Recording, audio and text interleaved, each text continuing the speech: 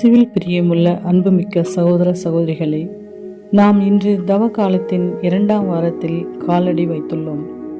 இன்றைய வார்த்தை வழிபாடு நம் வாழ்வின் துணையாக வரும் இறை பிரசன்னத்தை மையப்படுத்துகிறது. இன்றைய நற்செய்தி வாசகம் லூக்கா 9:28 முதல் 36 இயேசுவின் தோற்ற மாற்றம் கொடுக்கப்பட்டுள்ளது. இயேசுவின் திருமுழுக்கிலும் தோற்ற மாற்ற நிகழ்விலும் விண்ணகத்தின் குரலொலி ஒலித்ததை நாம் அறிவோம். திருமுழுக்கில் ஒலித்த குரல் அவரை பணிக்காக தயாரித்தது. தோற்ற மாற்றத்தில் ஒலித்த குரல் அவரது பாடுகளுக்காக அவரை தயாரிக்கிறது. இயேசுவின் தோற்றமாற்ற நிகழ்வு புதிய நம்பிக்கையையும் புதிய பார்வையும் இயேசுவுக்கும் திருத்தூதர்களுக்கும் வழங்கியது.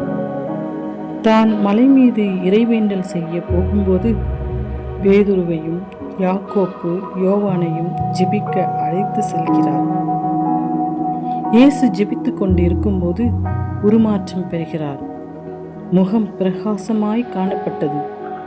அப்பொழுது 1500 ஆண்டுகளுக்கு முன் வாழ்ந்த இறைவாக்கினர் மோசேவும் 900 ஆண்டுகளுக்கு முன் வாழ்ந்த எலியாவும் தோன்றி இயேசுவோடு உறவாடி கொண்டிருப்பதை சீடர்கள் காண்கின்றனர்.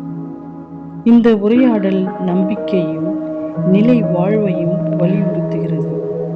இயேசுவின் இந்த உருமாற்ற நிகழ்வு நமக்கு வெளிப்படுத்துவது இயேசுவின் பாடுகள், துன்பம், அவமானம், வேதனை, சிலுவை சாவு, உயிர்ப்பு பின் மாட்சியை வெளிப்படுத்தும் இடமாக உள்ளது.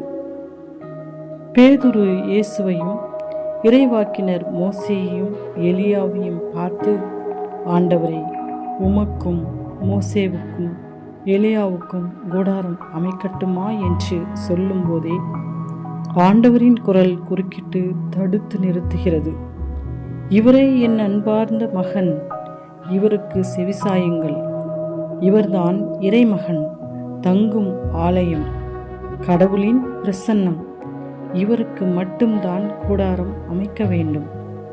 மோசே, எலியா, இறைவாக்கினர்கள் மனிதர்கள் என்றது குரல்.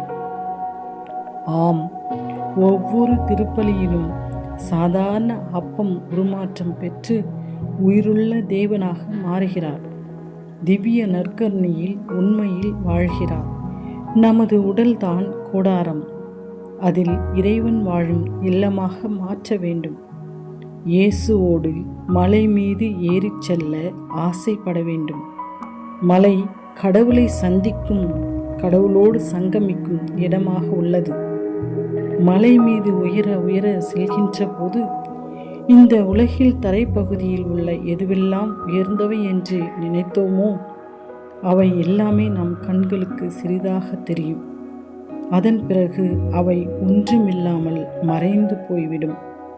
நாம் இயேசுவோடு பயணம் செய்யும் போது இந்த உலகத்தை சார்ந்தவை அனைத்துமே ஒன்றுமே இல்லை என்று அதனை கடந்து செல்பவர்களாக பக்குவப்படுத்தப்படுவோம். எனவே நாமும் சீடர்களைப் போல் இயேசுவை பின்தொடர வேண்டுமென்றால் கல், வெயில், காற்று, கஷ்டங்கள், துன்பங்கள், சுகங்கள், துக்கங்கள் இவற்றை தாண்டி இயேசுவோடு பயணம் செய்யும் போது இயேசு நம்மோடு தங்குவார். ஒளியான இறைவன் நம்மோடு இருந்து நம் பாதைக்கு ஒளி அருள்வார்.